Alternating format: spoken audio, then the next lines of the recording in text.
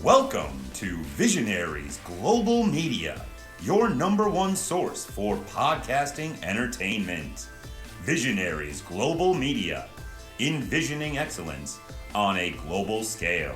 This is Banned from Ringside. Tonight on the Banned from Ringside podcast, we say R.I.P. to Razor Ramon Scott Hall. Big E gets his neck broken by Ridge Holland, by the way, and we'll also talk about that. AEW has a decent night last night. Dolph Ziggler is still your still your NXT champion, and we have New Japan Cup results. That and a whole bunch more tonight on the Banned from Ringside podcast. This is Banned from Ringside. Tonight on the Banned from Ringside podcast. I'm not even drunk.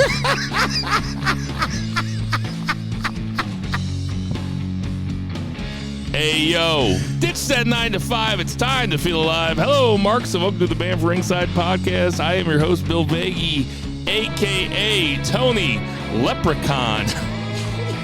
What? What? Get it? No. The Great O Leprechaun. Oh, the great old leprechaun. Tony Okay. Leprechaun. Okay. That made it a whole lot more sense. Okay. And sitting to my left, we have Jason Cornelius Bell. What's going on, JCB? Woo.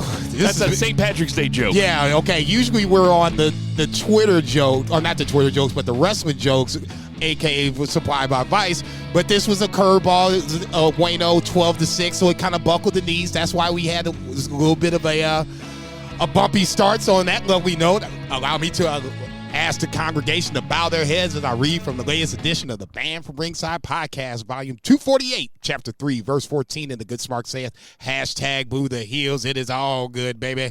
Listen, share, subscribe, repeat the holy trinity of BFR. Back to a normal week this week. The first full week of actually waiting tables on both sides of the fence, so I'm getting some more wrestling in. I figure by the end of this weekend, I'll be caught back up again. So now the hard part is now working two jobs and staying up with this shitload of wrestling I watch. But it is good to be back. Good to see William H. on my right. And we'll kick it over to the left side of the United States to BFR West. And out there in Portland, we have Two Beer Zach Pullman. What's going on, Two Beer? You people, you know who I am, but you don't know why I'm here. Where's Billionaire Ted? Where's the Nacho Man? That punk can't even get in the building. Me, I go wherever I want, whenever I want. So yeah, I'm 3 Beer Steve at St. Patrick's Day. So this podcast, if you're listening for the first time, I swear to God, it usually goes smoother than this. I might be a little thrown off by how gorgeous it is out here in St. Charles, Missouri. I mean, it is sunny. It is 75 or something like that. We are sitting on the back patio. Perfect podcast weather. My wife's not no here. shit. My baby's not here. I'm just having a great time. That's what it is. So nice. Yeah, I know. That's what it is. It's like the beginning of a Dateline show. I work for a brewery that is not Guinness, but I have had 3 Guinnesses because tis the season, yeah. Well, good for you. There is some, for as good of a mood as I'm in, and as good of a mood as Zach is in, there's some. This has been a rough week. I mean, the Scott Hall news was rough, and and the Big E stuff sucked also. That being said, we're going to have a lot of fun because we also have to talk about Tony Storm starting that OnlyFans account, which is, how much is it per month? I don't know, but that's going to be our 1 count. Let's get into that 3 count. 1, 2, 3. JCB, what's the 1 count? Financially recover from this. JCB, what's the 1 count? I was about to say, shit. Good thing I got that second job. Tony Storm with an OnlyFans account. Good Lord. All right. You guys are fucking horny. Yeah, let me get back on track. We're going to say bye to the bad guy. Scott Hall passing away this week at the age of 63. Complications after a fall on his hip. He got blood clots and then had 3 heart attacks thereafter. He survived long enough to have his family come in and say their final goodbyes. For me, I remember Razor Ramon. To me, it was always Razor Ramon first, Scott Hall second, but they both have their moments in wrestling history. For me, Razor Ramon was one of the first big guys that didn't really yell. They was in the 80s, everybody yelled. And Razor Ramon didn't do that. He was just cool, calm, collected. Basically, I'm just going to smack you around. I'll do what I want to do, go wherever I want, like Three Beer said earlier on. And obviously, probably his best match is the Intercontinental ladder match against HBK. WrestleMania 10. That sounds right. Obviously, one of the best ladder matches in WWE history. I'll let you decide which is the best, but it has to be on that list somewhere. And then, obviously, the fallout happens. He and Kevin Nash leave WWE. The curtain call is something that should always be circled because that curtain call had Triple H in that, and Triple H was marked to be the King of the Ring. He was going to win King of the Ring and then subsequently become WWE champion. Because he does that curtain call, that pisses Vince McMahon off. He then pivots to Stone Cold. You get the Stone Cold 316 moment. And we never heard from Triple H again. Never in a million years. It's a damn shame. I wonder what happened to that guy. So then, obviously, Scott Hall and Kevin Nash go to the WCW and become the Outsiders and form the NWO with Hulk Hogan, and that into itself put wrestling on its ear. I was kind of getting back to wrestling at this point, but I was when the NWO came in, that's when I was really starting to watch WCW way more than WWF at the time. When Austin and Rock started to come to prominence, then we had to switch back and forth, neither here nor there. It's a damn shame that Razor Ramon, Scott Hall, whomever it is, has never been a world heavyweight champion. That's the only regret that I can honestly say from a Scott Hall wrestling fan perspective. He was never the world champion. I'll let you decide why that is, but for me, that's the biggest shame of it all, because he has the look, he had the promo skills, he could go in ring if he wanted to. By the time he got into WCW, it was more about the character Scott Hall versus the actual guy that actually wrestled in the ring. But you knew he could wrestle. He just didn't have to at that point. He was getting paid well, okay? There was no reason for him to break his ass. So for me, like I said, it's always going to be Razor Ramon first, Scott Hall second, but either way, he made an indelible mark in wrestling that can never be taken away. Two Beer Zach, what are your thoughts on Scott Hall, the life? Yeah, man, huge bummer. I was first introduced to him as the Diamond Stud in WCW, and then he quickly moved over and really came into his own. I mean, he was cool as a Diamond Stud, but he really came into his own as Razor Ramon. And I mean, I had the Razor Ramon T-shirt. I was super into him in WWF. He was like Jason said, he was very cool, like just dripped that machismo, man. Like he was like probably the first wrestler, to put it in a modern sense, that had that drip. You know what I mean? And he was fantastic, and he did a great job of putting himself over and putting other guys over. And then honestly, he was the catalyst to what could be argued as the most successful angle in pro wrestling history. So, and not only that, it was at the time when pro wrestling was the absolute hottest it maybe will ever be. I don't know if we can ever get back to that level of just casual entertainment where people just knew what the fuck was going on. I mean, I put out RIP on my Facebook and stuff, and there's people that wouldn't even consider themselves like wrestling fans like today that remembered Scott Hall. And I think that you're totally accurate. I think that he, if not the best, at least the most impactful character to never hold a world championship. Absolutely fantastic. And I mean, he had his demons, and, you know, unfortunately it was pretty common in that era. And I think he had his demons even before his success really took off. It wasn't necessarily the success that caused those. I know he had issues beforehand. I think he was involved in like a bar fight where somebody died. He shot a guy in the head with the guy's own gun. Yeah. and it got ruled it got ruled as self-defense, and he came out in 2011 and said, I've had PTSD from this for a long time. You know, when that happened, there was we didn't even know the acronym PTSD. I'll say, we just told him to man up.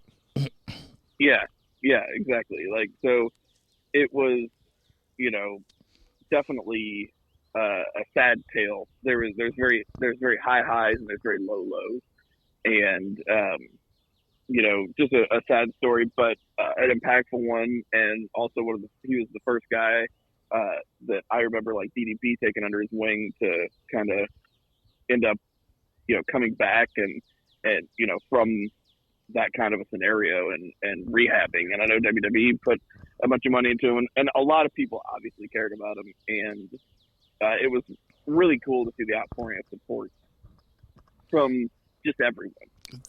It was really touching. I think this is one of the wrestling deaths that has hit me the most, as far as just a guy who impacted my life. Like, I think Jason tweeted, and he was completely accurate. Like, if you didn't do that Razor Ramon walk and flick a toothpick, you know, at your bedroom door pretending it was a camera, then you weren't a wrestling fan. You know, like, I mean, every time that Jason walks into my house, or I walk into Jason's house and we're doing the podcast, the first thing that he and I say to each other, and we say it at the same time, is, "Hey, yo." Like, it's just, and I can't. I'll just. You guys said it perfectly, and you know, Zach brought up the angle of then coming into WCW, which really kind of kicked off the Attitude Era, because that was, what was that, 96, 90? I don't think it was earlier than that. It was 96.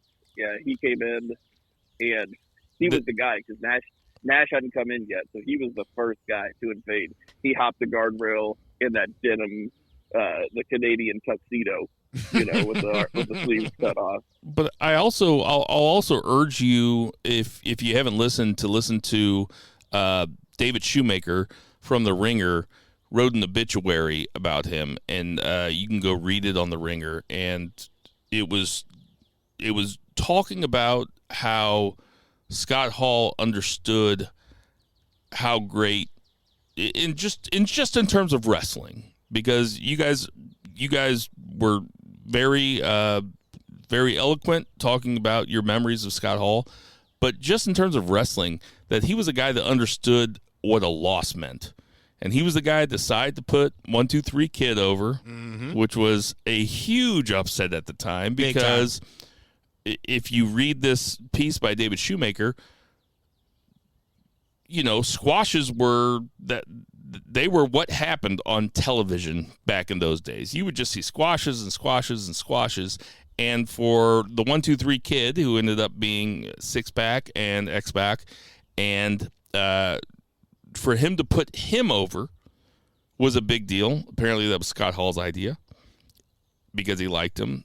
There was a nice story that I read this year, or just in the last week, I should say, where Scott Hall decided to put somebody that we're very familiar with now, Tanahashi. I saw that. In 99, he was in Japan. He was wrestling, and he went to the booker, and he said, I want to put this guy over. He's like, this kid's got something. And Scott Hall decided to put Tanahashi over. And goddamn, was he right? Or was he right? Because Tanahashi is still wrestling to this day and is still the ace. Right. You know, he's the ace of New Japan. Dude, Tanahashi is probably the greatest living, like, active pro wrestler. So yeah, Scott Hall was 100% right about that. And from everything that I've read and heard, and of course you hear nice things when somebody passes away, but even beforehand, when Scott Hall got cleaned up by DDP, and DDP did it's no secret that DDP did a real job on him, so to speak, about getting him cleaned up. And he was in a bad place, and Scott Hall got healthier. There was a while there where he couldn't walk. Right. Like, people thought he was going to die 10 years ago. Oh, yeah. And it's just such a tragedy that he died getting a hip replaced, and then he had a heart attack. And obviously those surgeries, when you have to go under, they're always dangerous. And it's a bummer.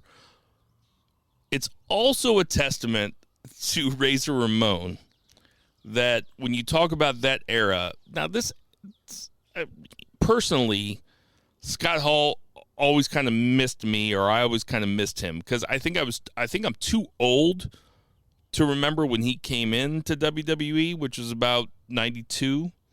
Feels right. Something like that. And I was 12. I wasn't watching it with my grandpa anymore. And then I wasn't watching wrestling in 96 when he made the jump with the Outsiders, and they had that huge angle, like Zach said, maybe the biggest angle of all time. He always kind of missed me, but it is strange to think about, and it is a testament to how much he owned the character, that when you think back to 1992 WWE, and you're thinking about like Isaac Yankem and Adam Bomb and guys like that, and this motherfucker's name was Razor Ramon, right? And he was Razor Ramon, and he was basically a Tony Montana ripoff. Before any of us, like, I wasn't watching Scarface in 92 or 93. I think that there's probably very few people that are listening. I might have seen it once. Maybe. I mean, Scarface became something in like 98, 99 when rappers started talking about it all the time. By that point, I had seen it multiple times. I know who Razor Ramon was well before I knew who Tony Montana was, though. Yeah. I did. I can say that's you're a the little same lower thing. than me. I would say that's the same not making thing. any jokes. No. But it's funny that if you're going to sit there and make fun of, I mean, wasn't there a guy named like Sparky Plug or something? There was like a Garbage Man. Oh, yeah. Yeah, the Repo Man. I mean, even in the 90s. Razor Ramon never gets brought up in those conversations about being dumb because the guy just owned it. And I remember that there were lots of people that didn't know that he was just a white guy. they thought he was fucking Cuban, and he wasn't Cuban. That's how good he was. Okay. And when he became Scott Hall, when he started taking his own name, when he came into WCW, he lost the affectation, the Cuban accent, but he kept the toothpick, and he kept a lot of the same stuff. And also, the Razor's Edge is a spectacular finishing move. So, I mean, R.I.P. Scott Hall. You can tell, like Zach said, that it affected people that don't watch wrestling anymore, which only goes to my theory that everybody secretly loves fucking wrestling, but they just don't want to admit it. They just don't want to admit it or don't watch it anymore. But it's a real bummer. No, it's a shame. Like I said, to me, the biggest regret is him not being champion, but Zach hit on a point about, him battling his demons and overcoming his demons. That, to me, I think is almost bigger than him ever being a world champion, because like you said, actually, Bill, he probably should have been dead a decade ago. He was on the... Well, and it's part of it, too. It's the reason, because by the time he was ready, nobody wanted to bet on him. Right. Because he had those demons. It's the same reason why people stopped, why WWE, even though he was more popular than John Cena at one point, they never bet on Jeff Hardy after a certain point, because he was the most over guy in the company, but there's a certain level of liability there. But yeah, you mentioned the Latino aspect, and I saw some people on Twitter that was like Latinos on Twitter and like Latinx people are like, we knew he wasn't Latino. We didn't give a fuck. He was cool. He was cool, man. So it's a damn shame. It was that kind of was a kick in the gut. It's probably that Macho Man or the two that I can think of off the top of my head that I was just like, man, god damn, that kind of fucked my day up. Well, the part that kind of fucks me up about it is of the clique, he's the first one gone. And you might have been able to predict that, but they're still kind of young men. I know they're not young men in terms of wrestling, but we're kind of getting past that.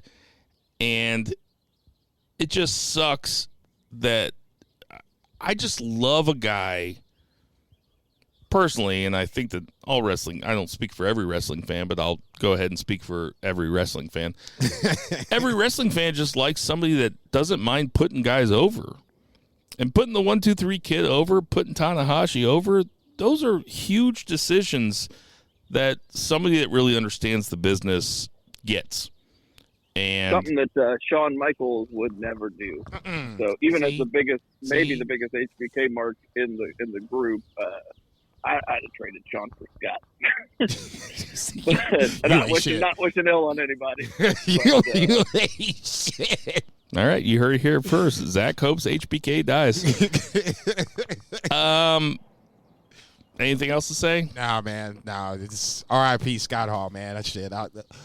Hopefully you have some great matches up there. And shit, I ain't going to be able to see it, but I hope you have some great matches up there. Do you think they wrestle in heaven? Hell yeah! No, let's get to that 2 count. 1, 2, 3.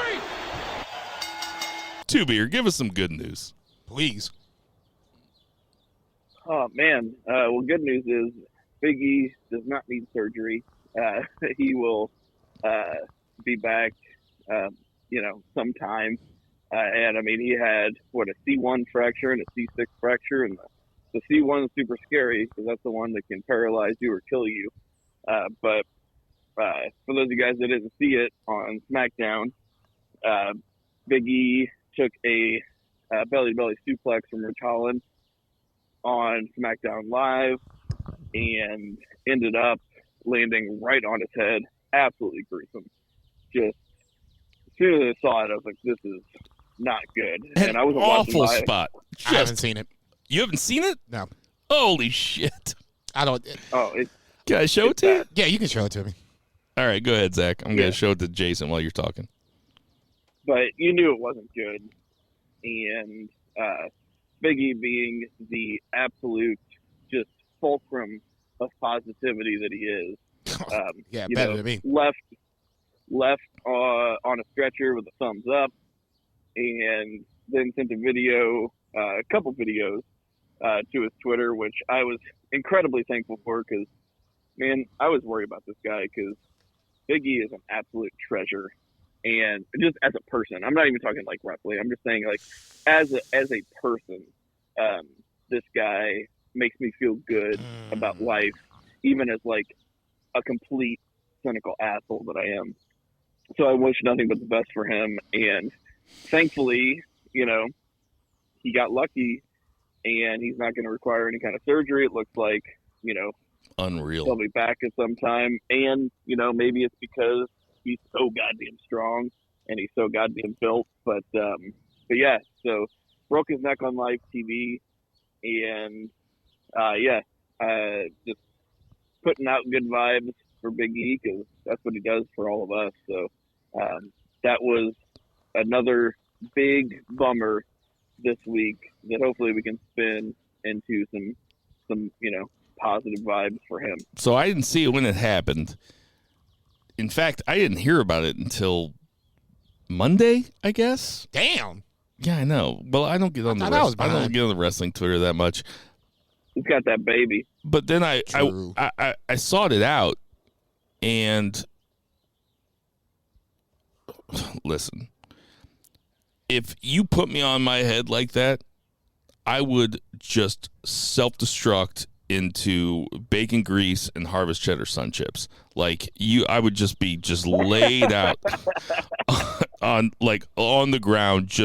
I would never move again. And it is really something to think that because he's so strong that his neck injury wasn't worse. Now listen, I'm not a doctor. I'm not even saying that could be true. Maybe it's not true. Maybe it doesn't matter. But I know that motherfucker is strong as shit, and that his neck is massive, and that his shoulders are massive. But he got dropped right on his fucking head by a huge guy who was playing way too dangerously and is not ready to be wrestling. I'm not a wrestler. I get it, but I said this long ago about Ridge Holland. He is a dangerous wrestler he should be. The amount of money that Big E makes for WWE and the amount of money that Big E makes for himself in WWE and the star that Big E is, for a guy like Ridge Holland to come in and just slam him on his head and not be punished at all, and I don't know if he is being punished. Hopefully he's punished. Like, he should be punched. He should be dropped off the fucking roster. That guy is dangerous as fuck. I said it when he was on NXT. Turns out I was right. I'm glad that Big E doesn't require surgery. They say he's going to be back in 3 months, and he's going to come back as a fire-ass babyface, and they need to put the belt on him immediately after he gets back, is my opinion, because they kind of did him wrong the way they took it off of him, and now he's out there fighting some fucking hooligan from Ireland or wherever the fuck he's from, and that guy's putting him on his head. Fuck that. I'm glad Big E's fine. Fire Ridge Holland. Jason, what do you think? Seeing it for the first time a couple minutes ago, I think that was the reason I didn't want to see it, because one, it was as bad as I thought. It probably a little more worse because you saw the neck kind of go the way it shouldn't. But two, it's making me feel a certain kind of way, and I'm not mad. I'm mad in the sense of just how Big E has been done, okay? I guess I'm piggybacking off of what Bill just said. This was a guy that was pretty much earmarked for single superstardom. You put him with Big Day or New Day or whatever, and now, they made that work despite all the, hoops you had them jump through. You give him a chance at the title, you take that away for Brock Lesnar. Okay, I get that. I would have to pause on 3 months. I don't want to see Big E rush back at all. You take your time, okay? If it's 6 months, if it's 9 months, unfortunately, the WWE will go on without Big E, but I'd rather see him healthy and have normal use of life, for lack of a better term, okay? I'm not even worried about the wrestling thing. That was a nasty spot. He's lucky he's not more hurt. On the Ridge Holland tip, I will give Bill his credit. He did call Ridge Holland out in NXT. I'm not going to pile on the man any more than he's probably already feeling bad about. You dropping somebody on his head, that's just going to fuck with you for a little bit. I will say this. For those who want to run down AEW and want to say they need a developmental company or something along those lines, I'll just point you to Exhibit A, Ridge Holland. Granted, he might not have been in NXT long, but he was in NXT. That's their, training program, Full Sail, whatever you want to call it. He got hurt for a while and then didn't come back to NXT. He had a brutal injury. Like, he broke his whole, he broke 4 things in one leg from a suicide dive. And then they took him off, and then they basically never put him back, and they brought him up to the main roster. He came back for a hot second, and then they called him up. I'll tell you what, Nia Jax is dangerous. She never fucking broke anybody's neck. Oh, she just broke Becky's nose. Breaking a nose, man. That's easy. I could break your nose by flicking the Marlboro Light at you too hard, man. This motherfucker. That might say a lot about my flicking, though. Right. Well, I guess here's my point. And then, Two Beer, you can take it from here. To me, like I said, if you're going to run down AEW about not having, some sort of training, facility or whatever the case may be, WWE has one. And this guy either should have still been in it or just worked a little harder about these certain things, okay? Taz is not the biggest guy in the room, clearly, but he knew right away what Ridge Holland did wrong. He called it out. It's not about strength. It is technique. And he fucked it up. Who said that? Taz did. When? It was on a tweet. I guess it was like the day after. I saw it the day after, but it was probably the day of. What he say? Like that's what you would do if you were actually trying to hurt somebody. Essentially, yeah. It's the way you would hurt somebody is the way Ridge Holland did it. It's not just you can walk up and be 6 foot, and I'm paraphrasing. You could be 6 foot, whatever, 260, whatever, and just throw guys around. You got to use use your hips and rotate, and that's basically how you fucked him up. So, I won't say it is what it is, but I'm just mad because ultimately this is just, and it's not WWE's fault this time. Directly, but indirectly, you have Ridge Holland out there. Yes, it is. It's WWE's fault. Okay, wait. in WWE's fault for me is when you do Big E wrong and you take the title off him way too soon. Why even put the title on him at all? Why not just hold him with the money in the bank for an extended period of time? I'm just saying. That doesn't mean nearly as much as a guy having a broken neck. It could have been so much worse. I said that already. We could be. I know that you did.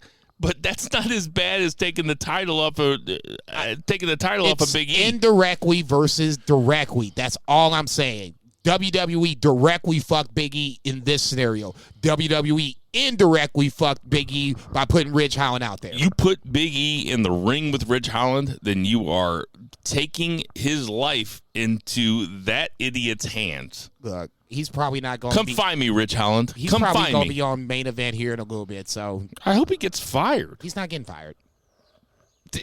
He has no charisma. He's nothing. And if anything, this is something that WWE really needs to think about with their new attitude, where they're just going after non wrestlers. They're just going after college athletes, and they're going to turn them into wrestlers, which is what Rich Holland was. What was he, a rugby player or something? Yep. So they grab this big ass rugby player from wherever the fuck he's from, and then they're like, "Oh, we're going to turn him into a wrestler." The guy's got no charisma. The guy can't cut a promo. The guy is big. He's got a good look, and then he goes out and breaks one of your most money making dudes. He's going to break his neck. He could have fucking killed him. Get Rich Holland the fuck out of there. Sorry, dude. You're out. He's not getting fired. He might not. Any other thoughts, Zach?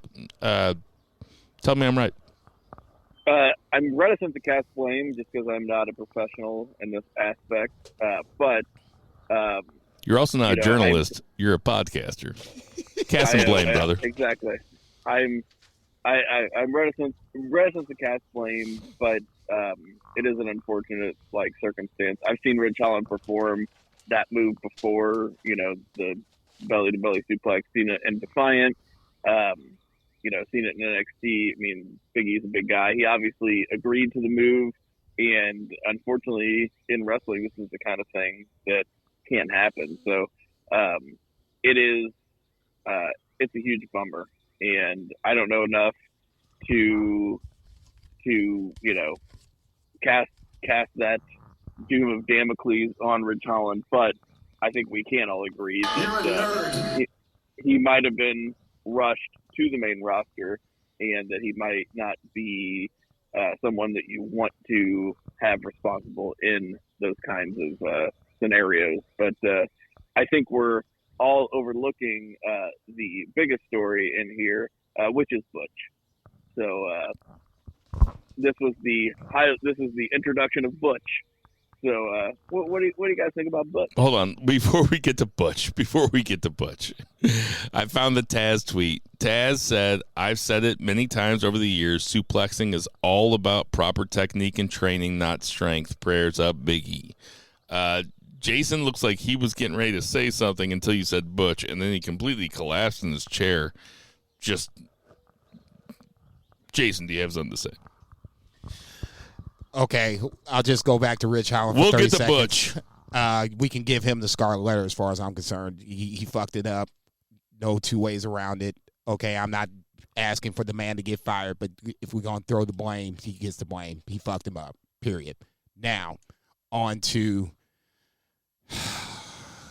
I can't do it. I'm not going to do it. You're going to tell me one of the greatest NXT matches is Gunther versus Butch? Fuck that. No fucking way in hell am I calling him Butch. Man, that's the kiss of death. They might as well just go ahead and just give him his outright release right now. Butch. Get the fuck. So he gonna be Sheamus his right hand man? Take a bunch of fucking pins? Get the fuck out of here.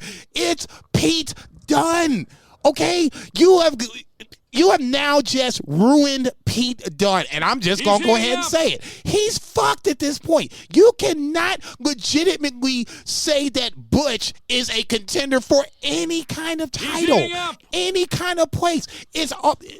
Pete Dunne is not the most charismatic guy in the world, but you need to work with him a little bit. His strength is wrestling. He got over with Riddle in NXT because Riddle was the funny guy. Pete Dunne was the straight guy. So now you're going to bring him up to the main roster where everybody has to have some sort of personality, and you saddle him with a Butch name, and then saddle him with fucking Rich Holland, who's now gone, so you know who's getting ready to take all these pins from this point, and Sheamus. Get the fuck out of here. This is the dumbest fucking thing ever. EVER, ever. Pete Dunne should be Pete Dunne. And if you want to have him job out, then that's fine. But why compound the issue by calling the man Butch? Cold-blooded. Zach, what do you think? Go ahead. You're on mute. Sorry, yep, I was. Yeah, I think it's a dumb name. Is it the dumbest thing they could have done? I mean, really, when you think about it, how many small, scrappy guys that are really good at professional wrestling have gotten over since Daniel Bryan on the main roster? None. So they tried to give him some character to get him over. I don't think it's the right way to go by any means, but man, it's bad. Whenever I first saw that, I mean, you're just ignoring all of the great classics. He was your longest reigning UK champ before Walter. 5-star matches, multiple great takeover matches, and they just ignore it, and then they put him in suspenders because Vince was born in the 1920s. I know he's not that old, but he acts like, he wants everybody to be in the 1920s, 1930s or something. It's just, Pete Dunne was never going to get over on the main roster, and they're setting him up for failure. Mm-hmm. You stole my words right there. Okay. I'm going to buck back a little bit, but not the way that you think I'm going to buck back. I'm going to buck back, and I'm going to say everything that you guys said is right. This is setting him up for failure. It's a terrible name. It makes me think that maybe Sheamus and he know each other, and this might be what Sheamus calls him, like, backstage, and Vince might have heard it or something. I have no idea why they went with Butch. The way I'm going to buck back a little bit is I'm going to say I'm not going to get mad at this. Like, I'm done getting mad about Vince naming dudes what they shouldn't be named. There is so much opportunity out there for guys like Pete Dunne to get over. And I'm not saying you guys shouldn't get mad about it. Go ahead and get mad about it if you want to. But when I saw it, I was just kind of resigned. I was like, yeah, you knew that they weren't going to do Pete Dunne right.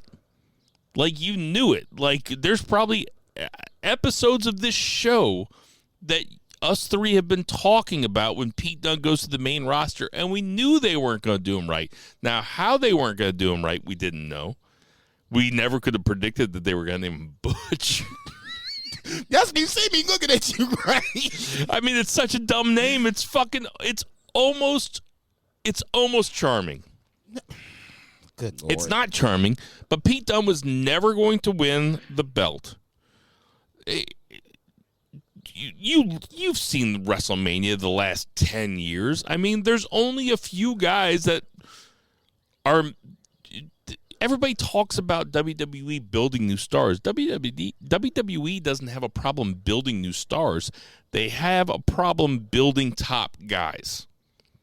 And they just refuse to do it while the other top guys are still there. And we might see it this year or next year with Dwayne. Pete Dunne was never going to headline WrestleMania. He's up there to make as much money as he can. And God bless him, he doesn't have to work a regular job like us three do. And if he's going to make money being Butch, God bless him. It sucks. It sucks because I want to watch Pete Dunne versus Tyler Bate in that 28-minute takeover match over and over and over again, just new versions of it. But I'm just not going to get mad about it anymore. I just can't. I don't have the energy. Fuck that. See, that's that bullshit, okay? What, you got the energy? Look, when you do stupid shit, you deserve. Okay, you just ran down Rich Holland for like 5 good goddamn minutes. This is WWE. He almost killed a guy. This is WWE. He almost killed a guy. Okay, so then you got that energy for that. I got energy for this.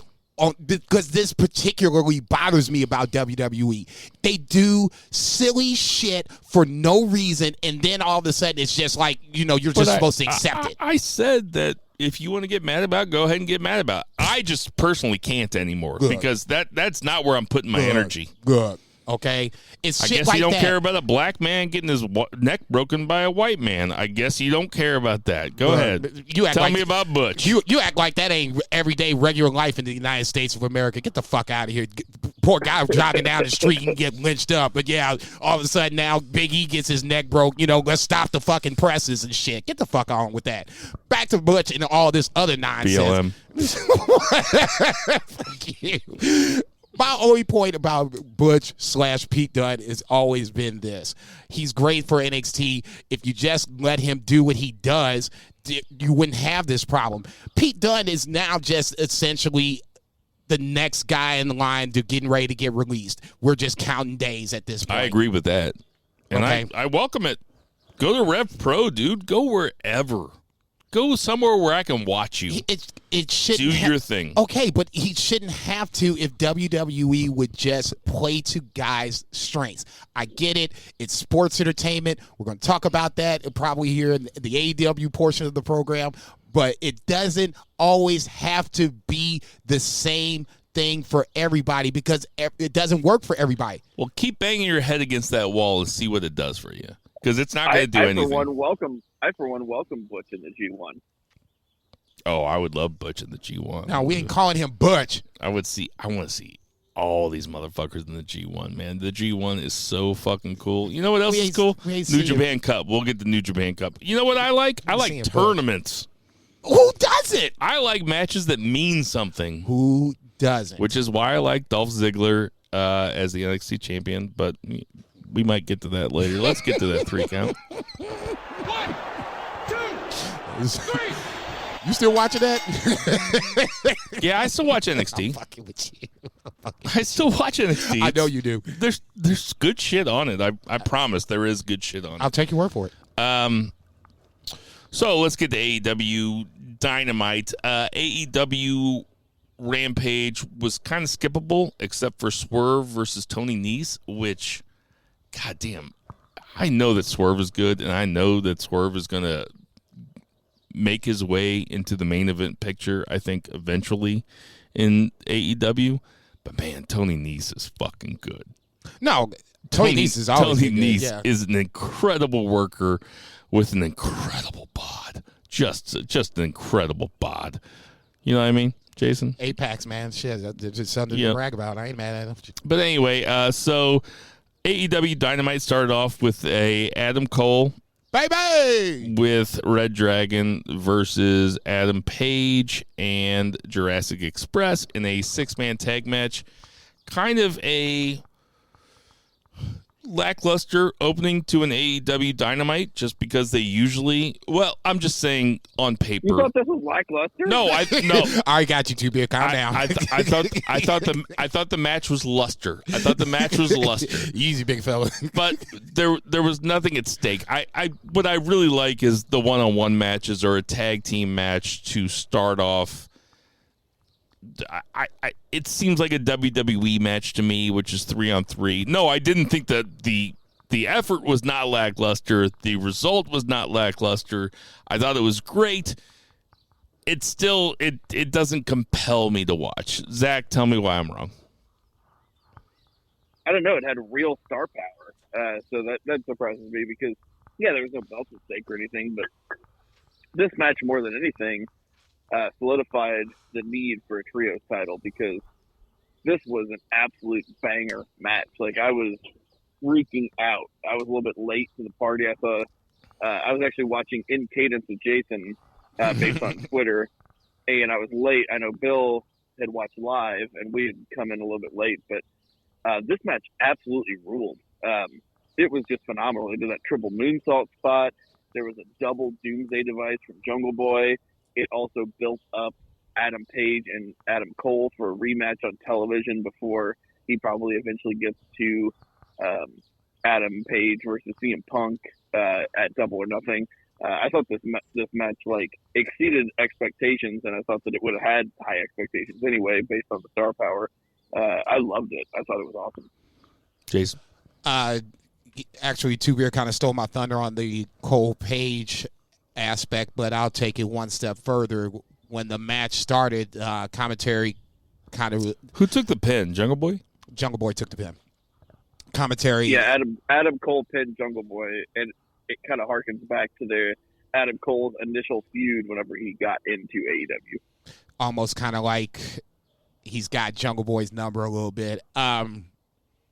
Commentary was talking about how Hangman picked Jurassic Express versus Dark Order, and I tweeted, whoever loses this match, whether it's, the Adam Cole team or the Adam Page team, you have immediately a right to second guess them because you had two options and you chose that option A versus option B. So the loser is immediately going to get second guessed. So immediately after the match, I'm thinking, okay, so how's the Dark Order going to respond to this? Because, Adam Page looks like, kind of like, not saying an idiot, but just basically made the wrong choice. The match I thought was really good. I'm not going to bang the table on trios titles this week. It's well documented. I want it. This is one of them times, unfortunately, I'm just going to have to be patient. But I think the two biggest things was the Adam Cole, Adam Page movement towards a possible rematch, and then Adam Hangman Page being second guessed by picking the wrong team. All right. Next up, we had Keith Lee backstage with Hobbs and Starks. Swerve makes his way in there. And this is when I sent a tweet to Jason, and I said, remember when we used to make fun of Vince for putting all the black talent in the same angle? Jason, as the only black man here on the podcast. Yes, sir. What's your response to that? I had to laugh because when I saw Swerve come in, I really didn't trip off of it at first because Starks, Hobbs, and Keith Lee have an angle going. Okay, it's all black guys, whatever. When Swerve came in, that's when I was like, well, man, what the fuck? Come on. You can't have one white guy in this all of a sudden, motherfucker. Malcolm Bivens comes in. You're like, hey, whoa. The fuck, man? You're supposed to be you over on Tuesdays, man. What the fuck you doing over here? It's just, I would be hypocritical I'm if okay I didn't. with it. I get it, but I would be hypocritical if I did not say I have a small problem with it because it's the same thing I would say about Vince if he did it too. If Vince did it, I would have a problem with it. yes. What do you think, Zach? It did immediately show that Swerve has more charisma than all of those guys, including Ricky Starks, who has a bunch of charisma. So, Yeah. Easy, big. Come on now. I'm a Swerve fan. I like Swerve too, but I Ricky think Starks. Ricky Starks is good, though. Dude, if he could another guy come back from broken neck. I was giving him his props, but Swerve's like a main event guy for sure. I agree. And I mean, Ricky Starks got legs, absolutely. I agree that Swerve is a main event guy. I'm not sure that Ricky Starks is not a main event guy. Okay. Yeah, exactly. Yeah, it's just that Swerve's put in his time, and I've seen him be the top of the company before, and I've seen him as this like premier baby face. And Ricky Starks has absolute legs. I'm not saying he has more to prove because he's proven himself. But is Swerve the only guy? Sorry to cut you off, but is Swerve the only guy to actually have his star darkened a little bit by going into NXT, like instead of brightened? Like, did he go into NXT super hot and they didn't know what to do with him, so they just made an Isaiah Swerve Scott, and then like Hit Row came a little bit too late and then they cut him, and it was like it might have lowered his profile a little bit, which is you can't say about a whole lot of indie guys that went into NXT. Is that a wrong thing to say?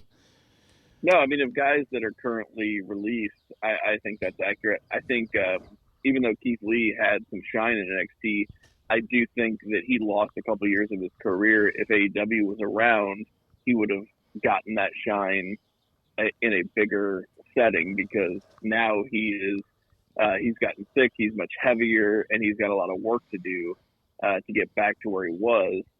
Whereas Swerve, he had, you're right, 100% about Swerve. Of guys that kind of currently are free agents or, are on the market, or who were in NXT and are now in AEW. So I've been saying that Keith Lee. Accurate. I've been saying that Keith Lee has gotten too heavy for months on here, weeks, months, and you guys always tell me that I'm just fat shaming, and I am. No, I never said that. I put those words in your mouth, and therefore you said them.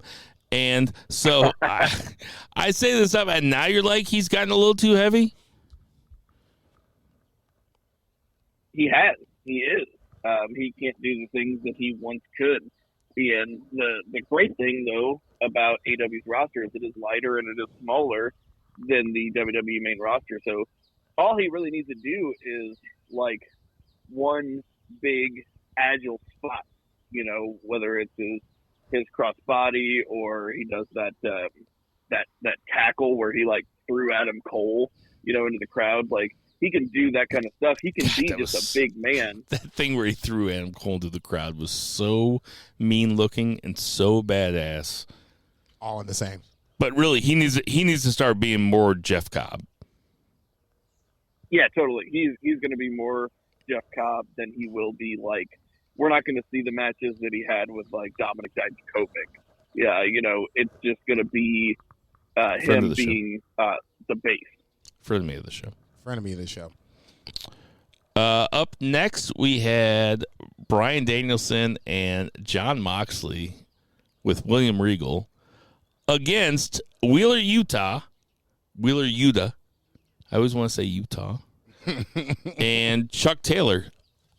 I got to admit, this match was a lot of fun. I'm glad that Danielson and Moxley gave Chuck Taylor and Wheeler Yuta a lot of offense. I thought Chuck Taylor looked awesome in this match. Jason's giving me a look. What's wrong? This match was about Wheeler Yuta, though. The whole story of the match, even though Danielson and Moxley kicked ass and were dominant, this whole story of this match was to get Wheeler Yuta over and to tell a more compelling story about the potential for Wheeler Yuta in the future. Like, that's what I loved about it, because Danielson and Moxley are top of the top, creme de la creme. The cream rises to the top. They are the top, and they use that vehicle. Do you have another euphemism or metaphor to talk about how they're at the top besides cream? No, I just only think in terms of cum and dairy. So. Set them up for that. I threw that fastball right down the middle. Let's say, hey, 2 beer, it's a fastball. Here it comes. Jesus Christ. Jason, what'd you think about it? I didn't think that it was. I'll say this. I did not agree. I disagree with the fact about Chuck Taylor. I did not think it was a scenario where it was a lot of offense from Chuck Taylor. To me, it was more the Moxley Danielson team just taking turns and beating the two guys up. Wheeler Yuta obviously getting the shine at the end, coming back. The first thing was I was a little surprised it wasn't best friends versus Danielson and Moxley. Okay, neither here nor there. Wheeler Yuta is somebody that you want to try to build up. I get that. The look on the best friend's face, Orange Cassidy, that was a good look just because it was just like, okay, what the fuck are you doing? So that when Wheeler Yuta comes back in, I thought, okay, you don't get Daniel Garcia, but you can work with Wheeler Yuta. And the next thing I know, Regal smacks the dog shit out. I'm like, oh, man, he getting ready to try to whoop Regal's ass. They getting ready to whoop on Wheeler Yuta. It's getting ready to get ugly quickly. And everybody just stopped, and it was like the little stare down. And you can see Regal was like, okay, cool. you didn't just fold. You wanted to hit me, but you knew better than to try to hit me because you got. He literally said, "Go prove yourself some more, sunshine." Yeah, and they kind of shoot him off. He took that as a challenge. I will say about Chucky T. He's probably my actual spirit animal in pro wrestling, because if I was a professional wrestler, he is all that I could aspire to, which is just to be on television and to get to do what I love. I wouldn't be a top guy, but I would be a fan favorite, and I would get paid every week to let guys beat the shit out of me, and I would be fucking thrilled about it. Mark, look at you. Unbelievable. Did we get into Regal slapping up? Yeah, I just talked about it. I liked it. I liked it too. I think that Willie Yuta is the type of guy. William Regal is he's the guy to slap some sense in these youngsters, right? I thought it was just they were going to just invite him in, and I was just like, oh, okay. That's not the reaction I expected by any stretch. But good on Will Yuta. He did not back down. That was, at least a little check mark on his side, on the positive side, in the William Regal book, at least in my opinion. But, yeah, if he'd have stayed there a little too long, he'd have caught that work. So that's the little treat. Regal was tremendous on commentary, kept calling Excalibur the man in the mask, would not call him Excalibur. Also pointed out that Tony Schiavone and Jim Ross have done great for him in his career. Man in the Mask hasn't done anything for me. My God damn. What did he call Danhausen? Called Danhausen the Demon Waif. Yeah. Which he gave all respect to the rest of the best friends and then said, "Oh, Man in the Mask, what's the Demon Waif called?" Which was tremendous. I put something funny on Twitter last night where Regal talked about how AEW was a young company with lots of young talent. So I took a screenshot of the Hardy Boys, Edge and Christian, and I photoshopped Sting's face onto Edge from back in the Raw's War days, like 98. And I said, oh, yeah, lots of young talent. And, man, the AEW, listen, I implore everybody that's on wrestling Twitter, and I love engaging with you, I implore all of you to just have a little bit of fun. Like, it's not always WWE versus AEW. I watch everything, obviously. You can just make fun of it. Just have a little bit of fun. It's war, dog. Obviously, there's just if you listen to the podcast, if you look at my wrestling Twitter, there's no doubt that I am an AEW mark, an AEW sexual. Like they are my shit. Okay, so how you gonna just Photoshop some shit like that? Because it's funny. It was funny. It was very funny. It's funny to make fun of it. Like, of course they have a bunch of young guys. They also have Sting, who has a birthday this week where he turns 63. Spoiler alert for the end of the podcast. Right. It's funny that he's... dog, it's war. You guys you clearly haven't caught on to that. And we're about to get into something else that people didn't have a lot of fun with. But then we had FTR and Young Bucks, and hopefully we get that restarted. Then we had Acclaimed. Real quick before you skip over that, please. I think that is something that is absolutely rife for plundering, because we had one match. Like when the FTR came in, we were like, they're going to feud with Young Bucks. We got one match. It was an absolute classic barn burner. And now it looks like we're about to have that again, which is desperate, because AEW, to their credit and also occasionally to their detriment, and I would say to their detriment in this case, they do not do rematches often. And I think Young Bucks and FTR is something that you do replay. And the way that they we should fired revisit. Yes. Yeah, the way that they fired Tully, I am guessing, and I have no inside information. Like Meltzer or anybody has not been forthcoming about this.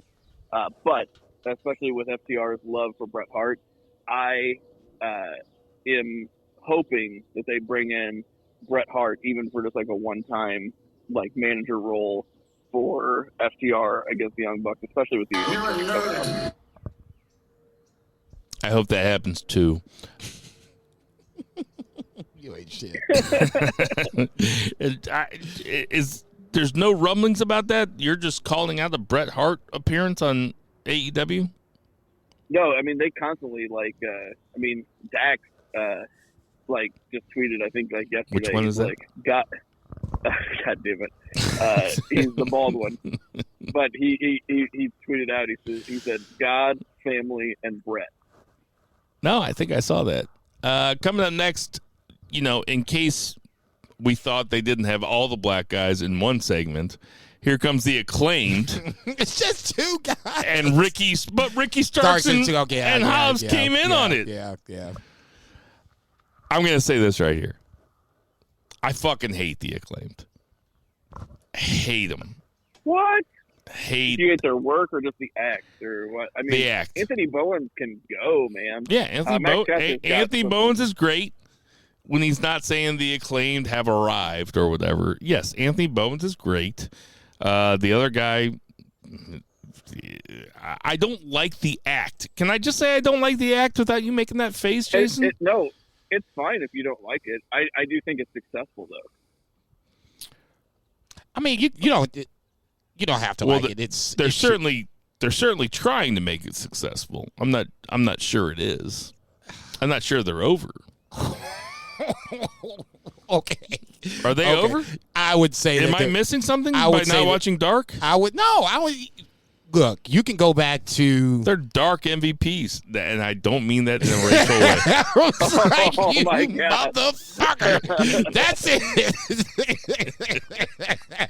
I'll beat your ass. No, I'm saying I think that they're over. Number one, just on crowd reaction alone. Either or guy can come out and the crowd initially pops, okay? Number two, I don't care if you don't like them or not. That's your preference, to each his own. Yeah. I think that they are a great heel tag team that just hasn't gotten their chance with the titles, okay? And then from that point, like Two Beer said, Caster, I think, is more the charismatic of the two. And then Bowens is the Bowens is the better of the two workers. It was a great pairing. We're putting the title on this guy? No. Who said that? No, the tag titles. That's tag what I mean. titles. We're putting the titles on these guys? At some point, they need to be tag team champions. Whew. I don't say that they need. I wouldn't say they need to be, but they are good contenders, and they're fan favorite heels. Damn, but you need to give them a run. It is interesting that they were not initially. They were not initially a tag team, and I think it is very good on Tony Khan for putting those together, even if you want to give him. Nobody was initially a tag team except for the Hardys and me and Jason. But they got hired. They got hired separately and put together with AEW as a tag team, and I think it was very smart. Even if you want to give Tony Khan the disservice of saying because they're both black. Two black guys.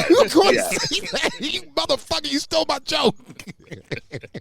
I didn't want to cut him off, but I was like, "So you just gonna put some two black guys together?" JBL and Farouk. That's smart.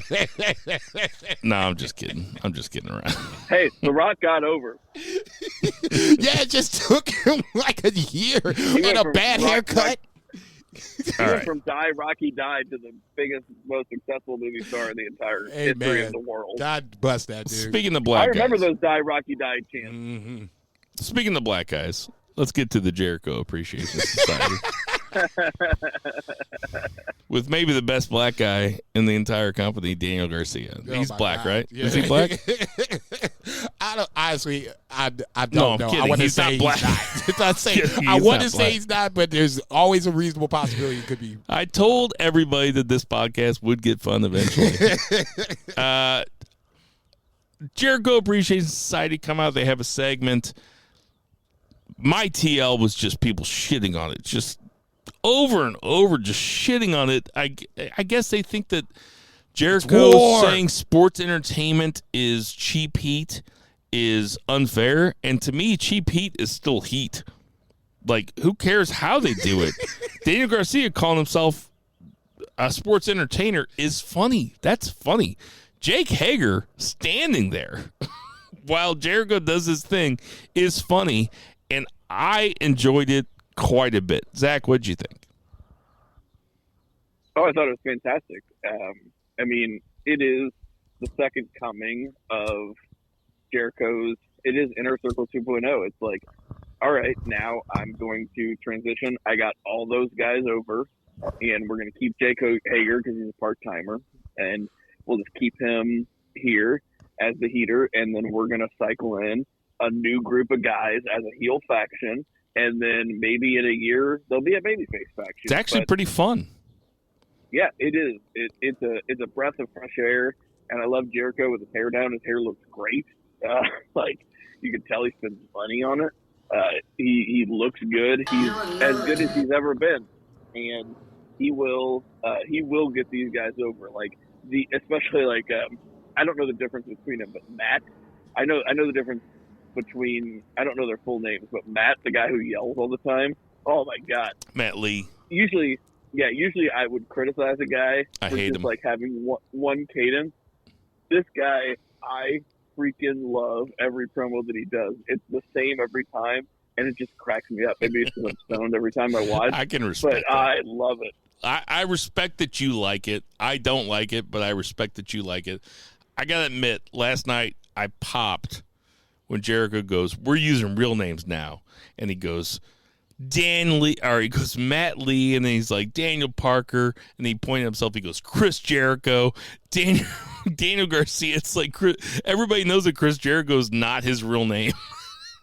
I popped, man. That was really funny. Dude, this is the new reinvention of Jericho, the new reinvention of the Inner Circle, remix, whatever you want to call it.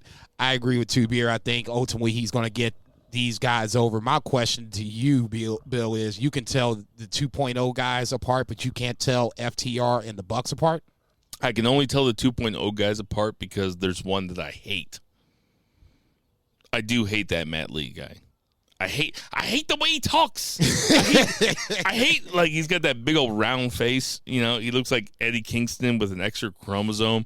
Like he's like he's so mad all the time. No, I like the fact that they threw out the sports entertainment. Once he said sports entertainer, I knew that was going to draw some sort of heat. And that cut a lot of heat on the TL also because people were saying that's cheap heat. It's like, I don't care. Yo, cheap heat is He's heat. a heel. What is he supposed to do? Is he? How did Daniel Bryan? How did he become a heel? He mentioned WrestleMania. Exactly. Boom. Exactly. And it takes a real pro like Chris Jericho because I was watching it live and people were cheering him. They were like, he's like, the earth has been around for 4.5 billion years. How lucky are all of you to be living in the age of Jericho. The Jericho era. And everybody starts cheering. Everybody starts cheering. It's like, no, he's running you down, you idiots. He's healing it up. And then he eventually got them all to start booing. Once he said sports entertainer, that was it. And that's why I jokingly say this is a war, but it kind of is. When you say any mention of WWE, WrestleMania, sports entertainer in front of an all AEW crowd, you know what you're getting ready to get. I would say it would be the flip side of it if the WWE / Vince decided you could say something about AEW. Every now and then, like Seth Rollins drops a nugget every now and then about Dean Ambrose. He said that on the build to the Roman Reigns match at Royal Rumble. Okay, but they don't do it enough to where it really causes a reaction. Jericho knew what he was going to do. He knew what he had to do to get this new faction off on the right foot as heels. He dropped that nugget down there, and it was on. They ate it up. So, as a podcast right now, JCB, Two Beer Zach, and AKA, we're all saying this was a good segment, right? Yes. All right, cool. Wardlow faced Scorpio Sky. This ended the way it should have ended, the way that we all expected it to end. We didn't expect anybody to go over clean. MJF comes in. My only problem with this is that there were so many people involved in this, but I do like it's an AEW, it's a Dynamite segment, right? So there's nobody likes Wardlow. Nobody hates MJF enough. Am I the only person in the world that's realized that Wardlow is just like Warlord, except you move around the L and the L and the D. Dude, you an English major, I swear to God. I was just saying this today, man. It's Wardlow and Warlord. Yeah, I could see that. I'll say this. I love Wardlow, just like I did last week. I thought this was a great segment. I thought that Wardlow played his part exactly correct. I love that Dan Lambert is wearing one of the belts. That is funny. What do you think, Zach? Way over the top. My initial response to Dan Lambert wearing the belt was I understood that it was for like cheap heat, but I also thought that they squandered a perfect opportunity to just go back to one belt. I'm tired of the two belts thing. I never like two belts, whether it's Will Osprey and Shingo or whatever it is. Becky Lynch? Yeah. Well, no, that was two separate belts that she held. I'm talking two of the same belt, like one being like a false belt. And they did that. They've done it with the Intercontinental title and WWF, like when I was a kid. And I just really want there to be no mistake that Scorpio Sky is the title holder, right? I don't need to see the second belt because I know that nobody doesn't think that Dan Lambert's the TNT champion, but like I know that everybody has two belts. They have a TV belt, they have a road belt. I don't need to see it. So I get why they did it. I just don't. I don't understand it. It hasn't come to fruition for me. But of course, we knew the outcome of this before Scorpio Sky won. I figured Wardlow was a shoo-in, but then when Scorpio Sky won, I was like, now MJF's gonna screw Wardlow hard, and that's what happened. So to MJF's credit, he played the chicken shit heel to perfection. Jason. Oh, he's the best. He's just the best. He's incredible. I'm going to double down and say, and I've said this before on the podcast, but I'm going to say it again, like we are watching the beginnings of what might be the greatest professional wrestler that we've ever seen in our lifetimes happening with MJF. Like he very well could be that guy. Damn. Okay, R.I.P. to Tanahashi then. I guess he just died. No, it's the beginnings, man. Like you don't see twilight years. This is the dawn. It's the dawn of MJF and the twilight of Tanahashi. Damn, that's just breaking news. No, all bullshit aside. And out there in West Coast U.S., we have Hyperbole, Zach Pullman. You're telling me MJF like ain't gonna be like one of the greatest by the time he's done. He's 25. What did he do? 26 last year. Can he win a title? One.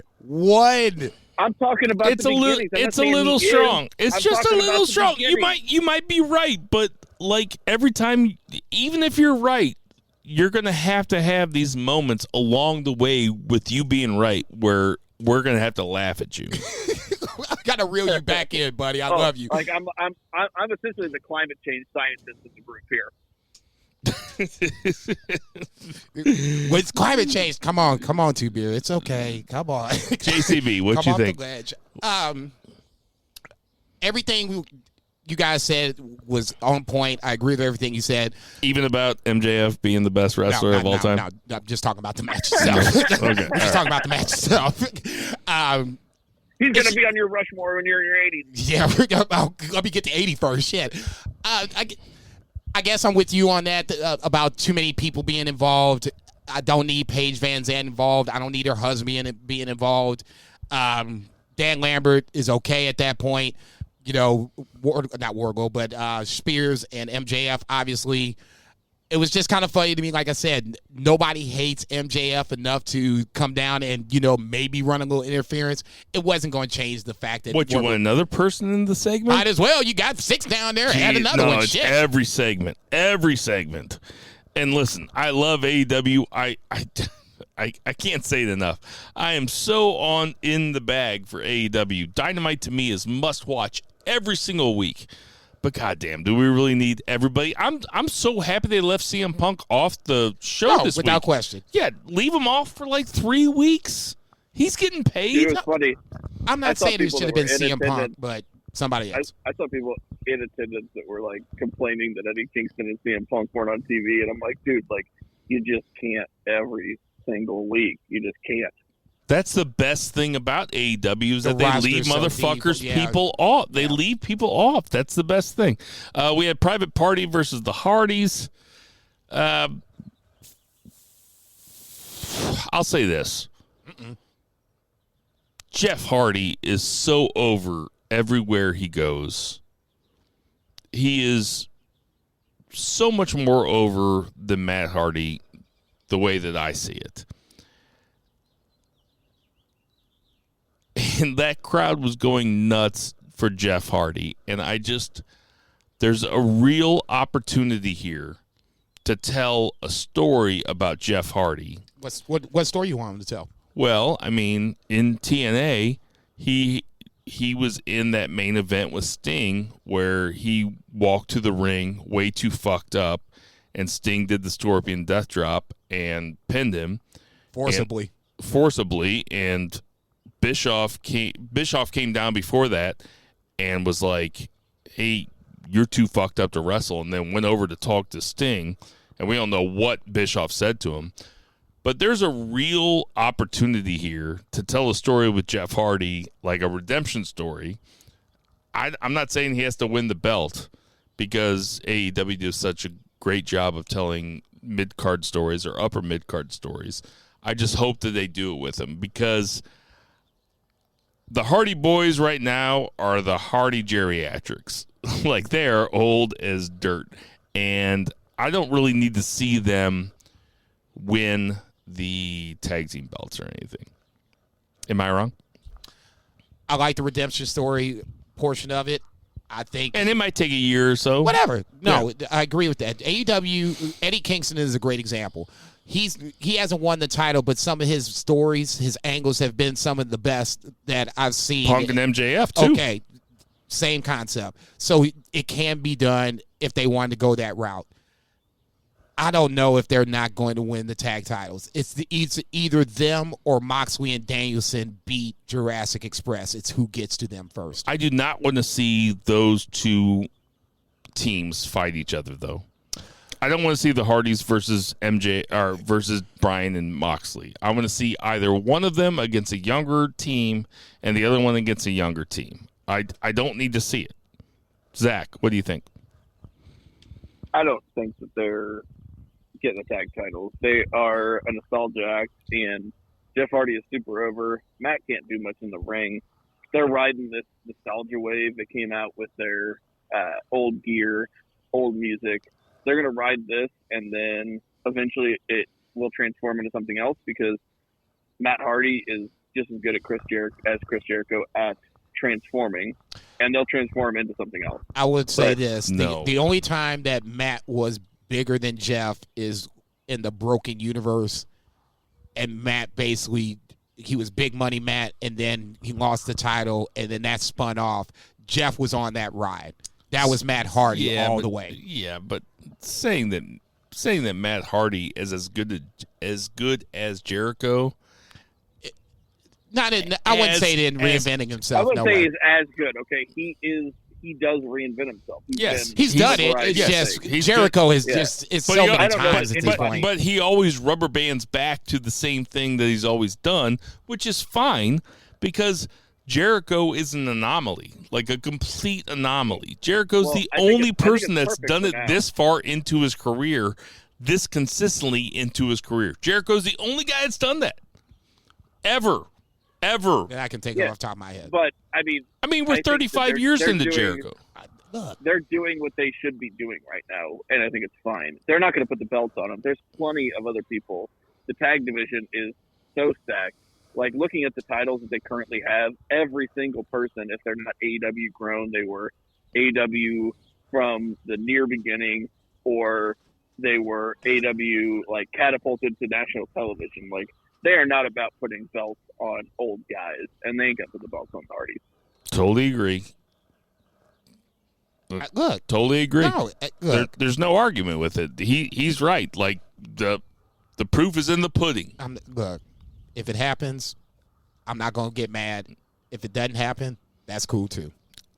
And finally, we had Thunder Rosa versus Britt Baker in a cage match. Thunder Rosa finally gets the AEW Women's Championship. The crowd was hot for this. Yeah, Dude, the crowd was hot the whole time. I think the San Antonio crowd was one of the better AEW crowds they've had. They were hot for the whole show. Aubrey Edwards tweeted right before the match. She was like, I've never felt it like this. She's like, this crowd is crazy. They were ready for Thunder Rosa. Her coming out with the mariachi band and her coming out with the full Dia de los Muertos face paint was also very cool. The match was good. It wasn't great. It's not match of the year candidate, but I'm glad that they finally put it on Thunder Rosa because it was time. What do you think, Jason? Oh, I agree. It was time. I like they made it feel like a big match feel, especially with the Thunder Rosa entrance. There was a little love for Britt Baker with her gear for Razor Ramon, so that was cool in that aspect. I liked the match too. I liked the first match better. I just thought that the progression to that first match made more sense versus this one where Revolution still kind of sticks in my craw a little bit the way they did it, but they did kind of this was the makeup call essentially. Okay, it's a home game for Thunder Rosa, for lack of a better word, and the crowd was hot, like Two Beer said, and they came out. It started off a little slow. Once it started to get going, once we started to see blood on both sides, that's when I thought the match started to get going. Dog69 said it on Twitter. He said it to me. Props to Aubrey Edwards for giving the 1-2-3 count with authority on the tags. You better person than me. I wouldn't have been doing that. I scooted my narrow ass over to some place where it was nice and safe. Still get the shoulders down. Yep, shoulders are down. Perfect. 1-2-3. Like I said, at the end of the day, they've got it right. I'd always thought that Britt's reign was starting to, and this is just me. I know, Zach, you're going to push back on it. I thought Britt's reign was probably 3 or 4 months too long. It was really Thunder Rosa that made Britt Baker, in my opinion, the champ that she was now at this point. The other matches that she had always kind of fell a little short in comparison to the Thunder Rosa match, even though she wasn't even champ at the time when they had the Lights Out match. It always went back to Thunder Rosa, and now that story's probably going to be over for a little bit. We can let Britt Baker kind of slide into the background and let Thunder Rosa take on some new contenders. But like I said, to me, at the end of the day, they got it right, but I think this is ultimately the makeup call for Revolution. Zach, what'd you think? Yeah, I mean, the timing was very apropos. The story from the pay-per-view fed into the cage match. It made perfect sense. I said a couple weeks ago, it made sense even though I hated that match because it was just basically a Godot book pay-per-view match. But it made it even more significant whenever they said, I had not realized, hadn't put two and two together, that unsanctioned match was on St. Patrick's Slam last year. So it was 1 year, not to the day, but 1 year to the week that they had that match, and it was in Thunder Rosa's hometown. It was very much telegraphed and planned out. So it just gave me even more trust in their booking, and I thought it was phenomenal, even if it was a little telegraphed, especially with Thunder Rosa's entrance, which was phenomenal. I don't mind telegraph, though. I mean, you can give somebody a big entrance and let them win their hometown. It was a cool match. Some crazy high spots. I mean, that chair spot that Britt took, like when it was all the chair stacked. Yeah, that was no. Pretty rough. And shout out to Britt because she came out with that drip. Like she was wearing the Scott Hall gear. So altogether, super great ending to a really good Dynamite. I agree. I'm a fan of the match. I was a fan of the title change. Britt Baker was a great champion for a long time. Probably, we'd say over a year. Close to She's it. the best AEW Women's champ that we've seen. I think she solidified that belt more than anybody. So that's gonna do it for our 3 count. As I've grown, I don't. I've already said it. I don't think that she solidified that title, but that's just me. Well, who solidified it more? I mean, like, I don't think anyone has. great job. I mean, I'm just saying she did the best out of anybody. I'm not saying she did an amazing job. She did the best out of anybody so far. Okay. I don't know what you're looking for somebody to solidify the title. I mean, she's a big deal. She held it for a long time. She had a bunch of great matches. No. Okay, good Name matches. her great matches. Well, versus Thunder Rosa, she's had a couple. Okay. She had a couple good ones against Shida. Well, it just suffers because the AEW women's group is not amazing, so they're not going to have banger matches like the men's. Yeah, but she got over as a character. I guess I don't know what Jason's looking for, though. For me, I'm looking for more. Her matches against Ty Conte and Chris Statlander. You put that in your Tinder profile, too? For me, I'm just looking for more. No, man, shit. Just looking for more. No, if I thought that, I'd say I'm getting my money on. Y'all can go, chase after me if you want to. I'm looking for more in this scenario, and if she's the benchmark for AEW Women's Champions, so be it. I just don't think it's as high as you guys think it is. Okay, I don't think I ever said it was very high, but she is the person that solidified the title, though, right? Or what? I think we disrespect Shida a lot, and I think I would put Shida over Britt Baker every day, twice on Sunday. Well, that's what I'm asking for. Just I'm a huge Shida mark. I think she's great. If you think that Shida was a better champion than Britt Baker, just say it. I think Shida was a better champion than Britt Baker. Here, I'm going to cut that out right now. Stop putting it there. That's going to do for it. She's definitely a better wrestler, and I look forward to her. Like, once she gets some of the Serena Deeb stuff, I look forward to her reaching for that title because she is a better wrestler than Britt, for sure. All right. My mother is texting me right now. She's bringing back the baby. So, Jason, if you're going to smoke now. We got about 5 minutes before our party gets crushed by this. Your party's getting ready to get crushed. 7-month-old little fucking brat. Your party's getting ready to get crushed. That's going to do it for our 3 count. 1, 2, 3. Okay, guys, we got some New Japan Cup to talk about. I spent a lot of hours over the last couple days watching New Japan. I never feel like it's wasted. I always feel like it's fun. Let's start off with Dokie. You said Dookie. Dokie. Get your boy. Dokie versus Zack Saber Jr. What you think about it, Jason? Interesting in the sense that the build where you had Dokie trying to I got you right here.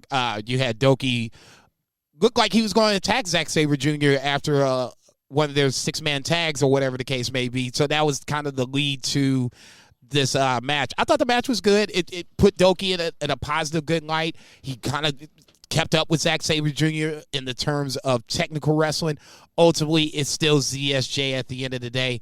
He ends up tapping out Dokie to get the win and moves on to the next round. Like, I've always liked Dokie. I think when BSOJ comes around, Best of the Super Juniors, for those who don't know, that's when he really stands out. He and Kanemaru, I think, are the 2 guys that really have the best light in the junior division. You kind of knew what was going to happen, but I always like to know how we get from point A to point B. ZSJ goes over. Did you see this match, Two Beer? I did. Yeah, absolutely. Was not expecting Dokie to go over, but I mean, good match. But this was much in the cadence of the New Japan Cup overall, which is not really any upsets like so far. So I fully expected ZSJ to go forward, and he did. So next up, we had the Great O'Khan versus Ishimori. Ishimori has stolen a couple of matches over bigger guys, Goto being the one that was most recent in my mind. And he was beating, I wouldn't say beating Great-O-Khan, but low-blowing Great-O-Khan leading up to this New Japan Cup match. Great-O-Khan goes over, he catches Ishimori trying to low-blow him, and ends up taking the pin and moves on. Two beer thoughts on Great-O-Khan versus Ishimori. Yeah, like it was, I thought, again, this could have gone either way, but I was leaning Great-O-Khan because he seems like he's getting more of a push.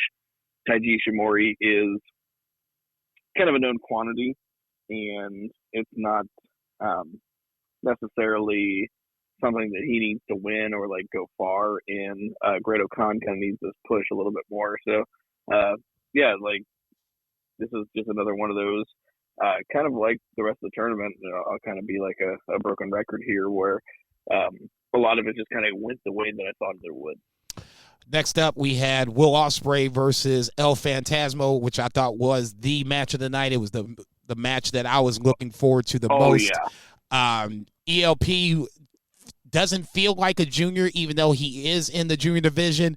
And he was the one guy, when I saw this, I was like, this is the one guy that if we wanted to do spot for spot, flip for flip, whatever you wanted to do, this is the one guy that I would be able to put against Will Osprey and have an amazing match. And I thought it was chef's kiss. It's one on my list of the best New Japan Cup matches so far. Will Osprey does go over in a banger match. It looked like he hurt his back towards the end, but nonetheless, he goes over. Thoughts on Osprey versus ELP? Yeah, this was, again, like, these guys are both great. They're going to tell a great story. They're going to have a great match. I don't think the crowd was as super into it as, it suffered from the fact that Japan has that clapping crowd, right? Right. But these guys are absolute consummate professionals. And, if you're thinking of a guy that's going to go further in the Japan Cup, they have a story to tell with Will Osprey. They don't necessarily have a story to tell with LP, but they did put on a banger match.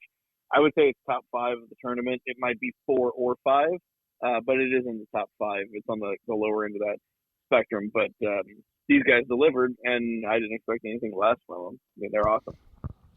Incredible match. I loved it so much. I think that El Phantasmo,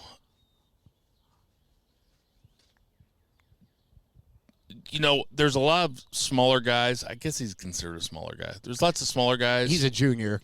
That, but he's not that small, though. You still with my thought. Well, you kind of piggyback what I just said, but go ahead. But there's a lot of guys that work better with big guys, and then there's El Phantasmo, who works incredible with guys like Will Osprey. I love this match. It was my favorite match of the tournament until maybe the next night. Finishing up on the 12th, we had Sonata versus Aaron Henare in the main event. This suffered from the match beforehand. I'm not saying that Aaron Henare was going to do anything. Obviously, Sonata won. We know what Bill thought. Two Beer, are you snoozing too? I mean, I wasn't snoozing, but I expected Sonata to go. Like, Aaron Henare is like 1 year removed from being a young lion. So, again, like. And also from a huge injury. Yeah. This was 26 minutes long. It was a long match. What are we doing?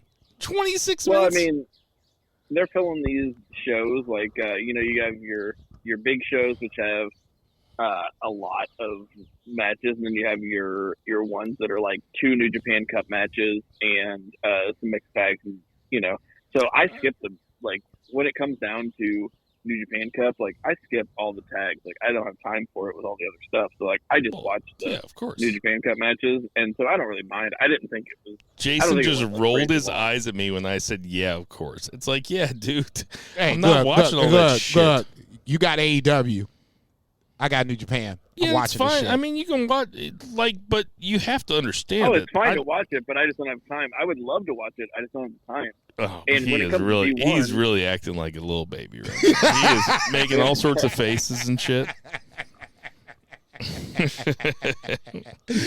Okay. Listen, I think that Hanare could be a good wrestler, and I think that he could be somebody to watch. I've probably watched 2 matches with him before. This was his best match. Sonata, it's no secret. More, you just don't remember him. It's no secret. Which doesn't speak well. It's no secret that I think that Sonata is very boring. I think that he's like evil without the interference. They both lack charisma. Ouch. They're both good. They're both good wrestlers who lack charisma. So I can totally understand you thinking this match is boring because they're both technically sound, but neither one of them really have great character. Okay. Moving on to the 13th, we opened with Tiger Mask versus Chase Owens. No, I'd have to agree with that too. I was not a big fan of that. Chase Owens does go over. A little bit of a surprise, but not necessarily.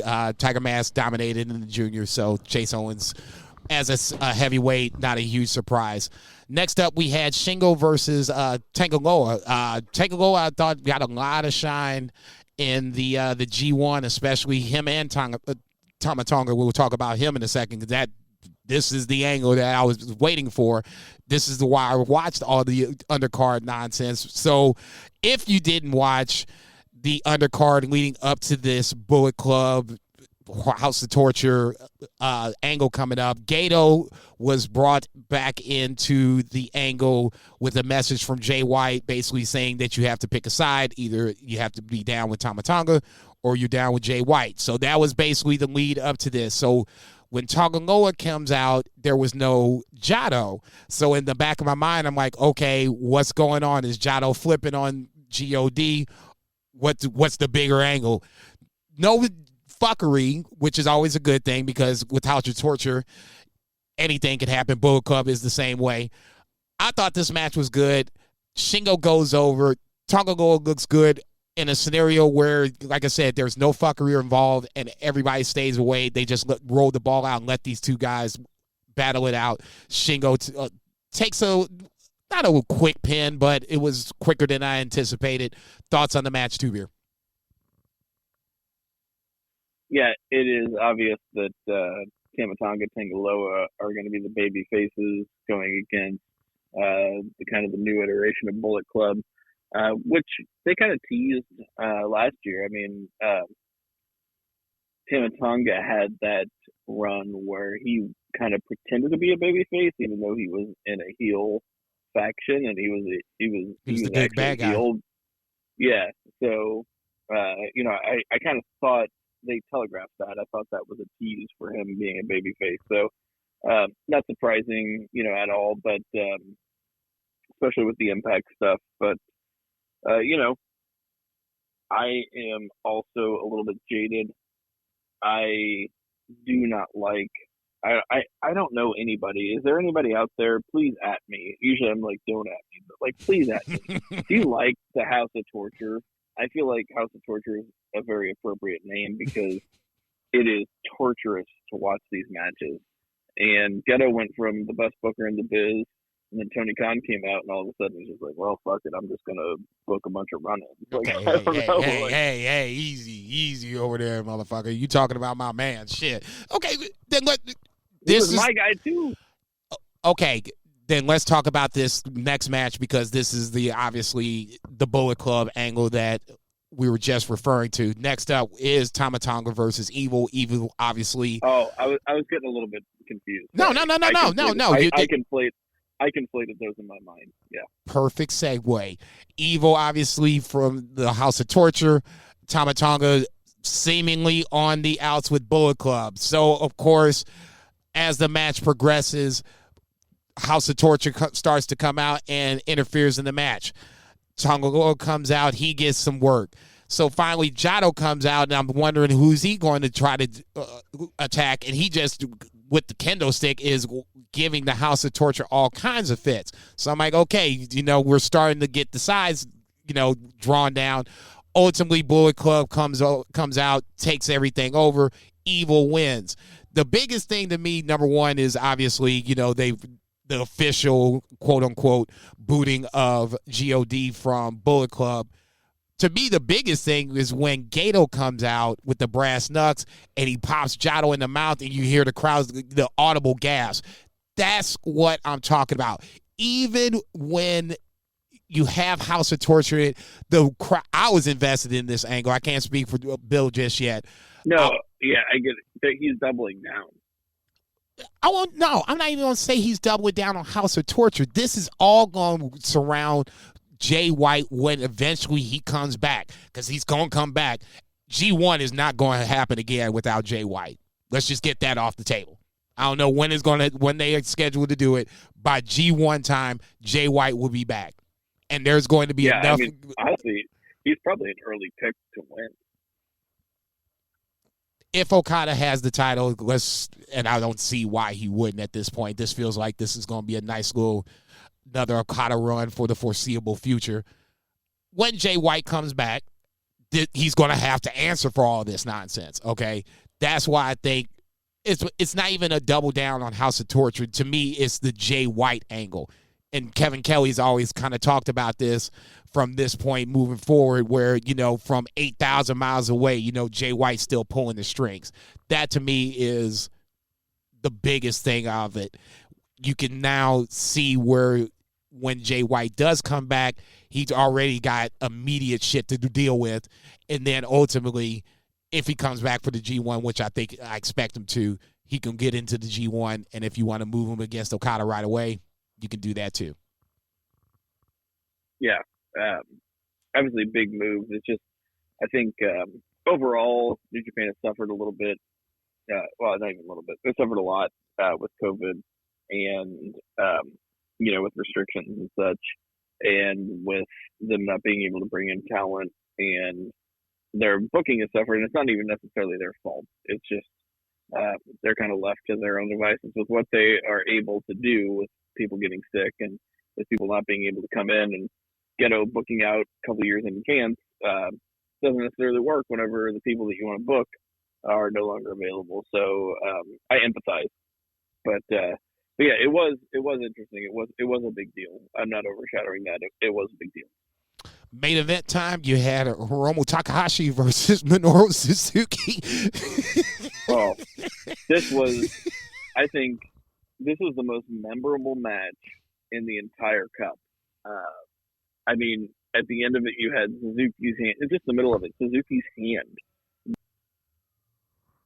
red and swollen. I mean, even more than either of those guys' chests. This very much reminded me of the Tai Chi Ibushi match where they just did kicks. These guys just did slaps. Dude. And yeah, Hiromu pinned him with a roll up. I actually tweeted Bill. I was like, I didn't know what to expect from this match because they'd never faced each other. But then in retrospect, this is exactly what you would expect from this match. It was the lead up to it was basically Suzuki just dog walking Hiromu in the tag matches, 6-man tags, whatever you want to call it. But Hiromu wouldn't stay down. So in the back of my mind, I didn't even think that up to this point we had not seen an upset. And that's usually what New Japan tournaments are all about. It's literally like March Madness in basketball. You got to pick the 5-12 upset, so who's going to lose? And up to this point, and Zach and I talked about it, we hadn't seen any upsets, which is very weird booking in that scenario. So I'll give you credit for calling out Gato in that scenario. To have Hiromu win the way he won, yes, it was an upset, but this match really felt about as even as you can get with a junior versus a heavyweight, especially when the heavyweight is Minoru Suzuki. I really didn't think that Hiromu was going to win this match, but it was one, like you said, Tai Chi versus Ibushi. Instead of kicks, it was slaps, and chests were getting red 5 minutes in. I'm like, it's only 5 minutes? What the fuck is getting ready to happen? Then finally, we had a little wrestling involved. You went back to the slaps, roll-up pin. I thought this, once again, is on the list of the best New Japan Cup matches. It could arguably be the best. I wouldn't have a problem with anybody saying that just before the simple fact that it followed a simple formula where you just had two guys beating the ever-living shit out of each other for the better part of 20 minutes. We'll move on to the 14th. You had Okada versus Taichi in the semifinal match. Obviously, Okada goes over. I'll say it was a little lackluster. I've been waiting for Taichi to kind of break out. He kind of got to this point. I won't say he kind of got to this point. He got to this point by having he won his first match, and I think this is where Tenzan was hurt, so he gets a bye in that scenario. Or no, Tenzan was hurt immediately, so he got the first round bye, and then he won that second round match. So he really only wrestled one match leading into this Okada match. You're just basically bringing a knife to a gunfight in this scenario. It was okay, not necessarily the match I was kind of expecting. I was looking for something more for Taichi, a little more offense on this, but it was what it was. Thoughts on Okada versus Taichi?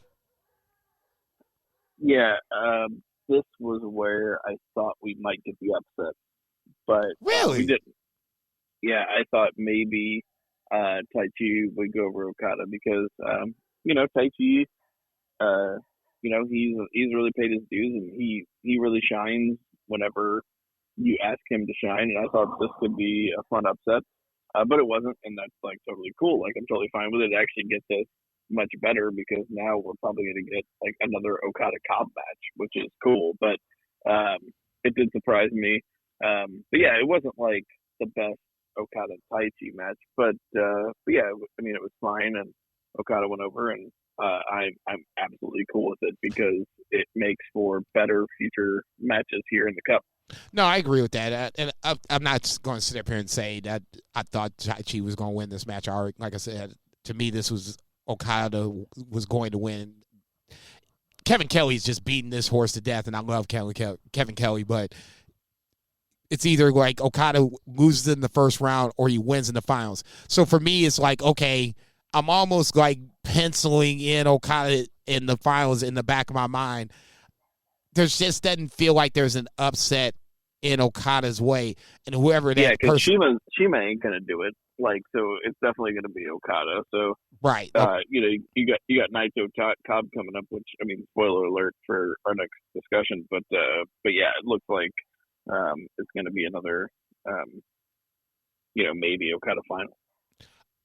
I wouldn't necessarily say that's beyond the realm of possibility. Speaking of Shima, we can jump to that.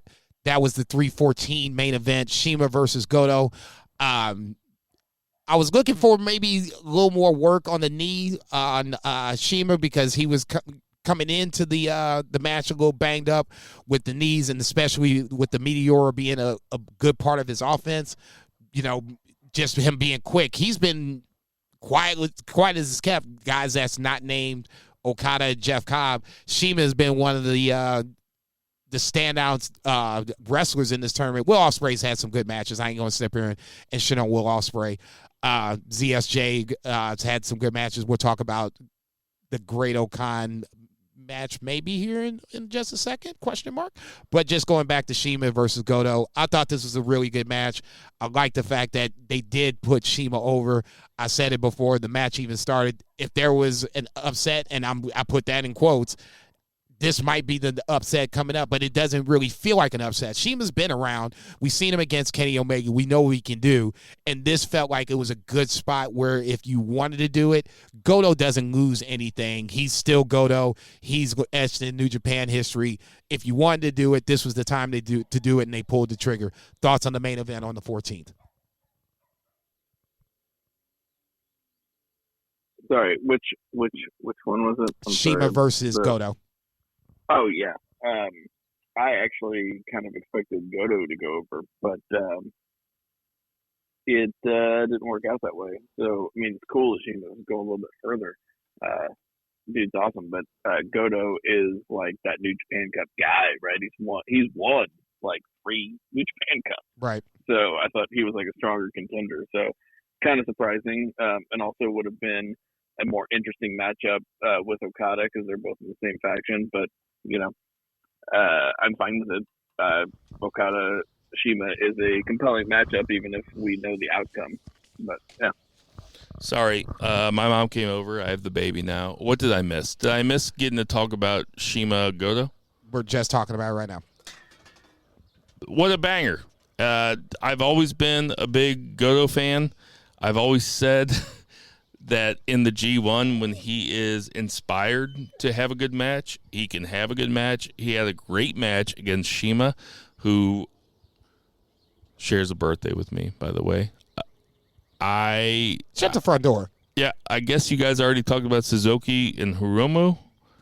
Gush on it if you want to. I know you did. Shit, my phone was blowing up. I'm like, who the fuck is calling me? Oh, never mind. I watched this match twice. This match was so brutal. I love watching dudes. It was 10 minutes before they stopped chopping each other. So much fun.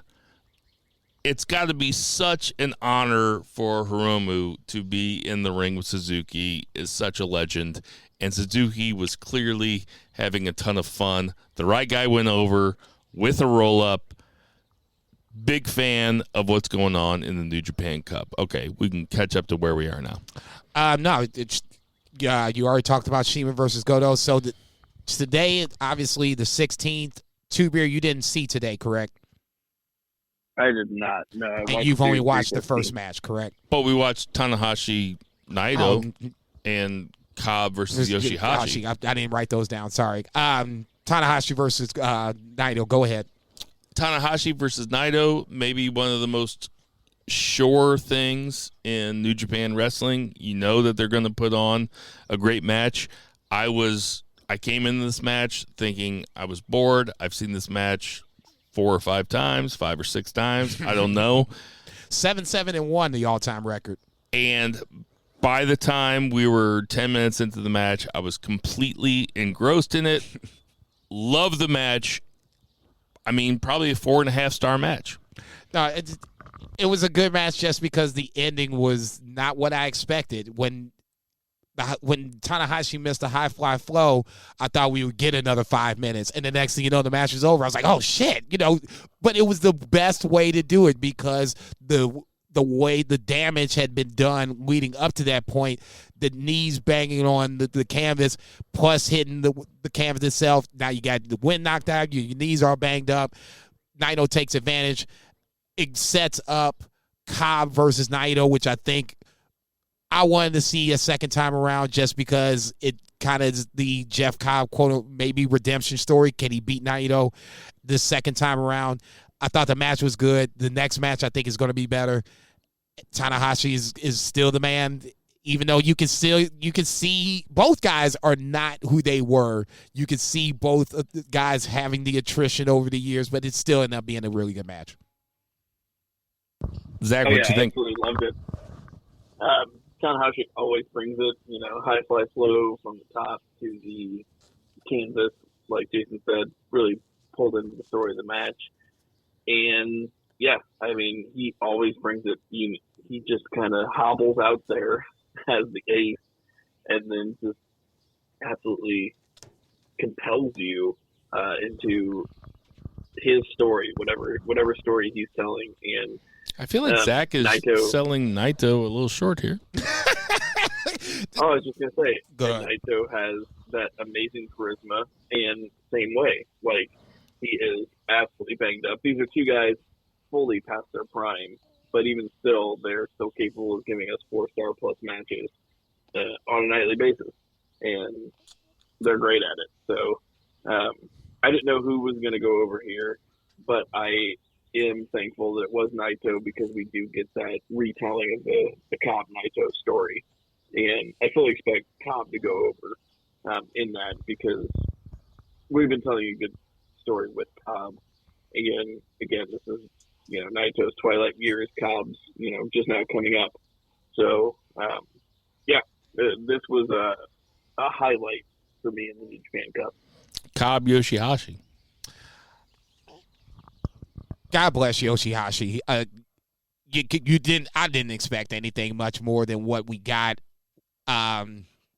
It was not necessarily the best match of the bunch. Fairly predictable. And in this scenario, it wasn't a match that compelled me to get invested into it just because they really weren't telling a story that made me believe that Yoshihashi had any chance in this bad boy.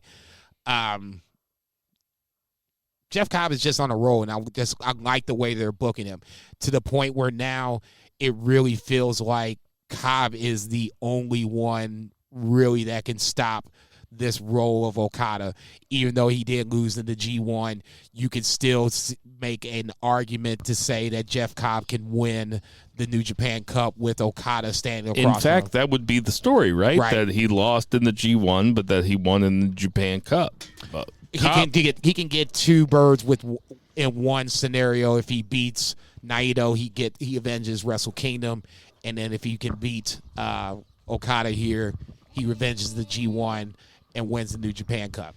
Like you said, God bless Yoshihashi. This match was, Zach put it on Twitter, this match went over and above how good it should have been or how good it could have been. I love the story that they told where Yoshihashi was like, yeah, let's match strength.